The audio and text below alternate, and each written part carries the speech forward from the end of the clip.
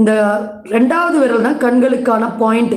So அப்ப அந்த 2வது விரலுடைய மெட்டி போடுற இடத்துல இந்த மாரி கால் வந்து டார்க் ஆகும். இப்ப நம்ம தொடர்ந்து அடுத்தடுத்த ஃபோட்டோஸ்ல காமிக்கும்போது கிளியரா புரியும். அதே மாரி கண்களுக்கான பாயிண்ட் இந்த கட்ட விரல் இருக்கு. ஸோ அப்ப இந்த கட்ட விரல்ல பாருங்க, இப்ப நம்ம காமிக்கிறோம். இந்த மாரி ஒரு வீக்கம் நல்லா பெருசாவே இருக்கும். ஸோ அதே மாரி இங்க அங்கங்க டாட்ஸ். இப்ப கண்கள்ல ப்ராப்ளம் வருதுன்னா, இந்த மாரி ஏரியால நமக்கு ஒரு கிளாரிட்டி இருக்காது. அங்கங்க டாட்ஸ், பிளாக் கலர் டாட்ஸ் படிமானம். பாருங்க, இப்ப இந்த கட்டு விரலுக்கு கீழ எப்படி ஒரு கருப்பு படிமானம் இருக்கு. இதெல்லாம் அழுக்கு கிடையாது.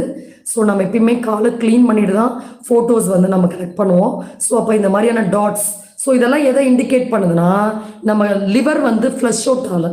ஸோ அப்ப சில கண்கள் தலைப்பகுதி சுத்தி நம்ம பிளட் டாக்ஸிக்கா இருக்கு. ஸோ அந்த டாக்ஸினேட்டட் பிளட்னால தான் கண்ணுடைய பார்வை குறைபாடு நமக்கு நாளுக்கு நாள்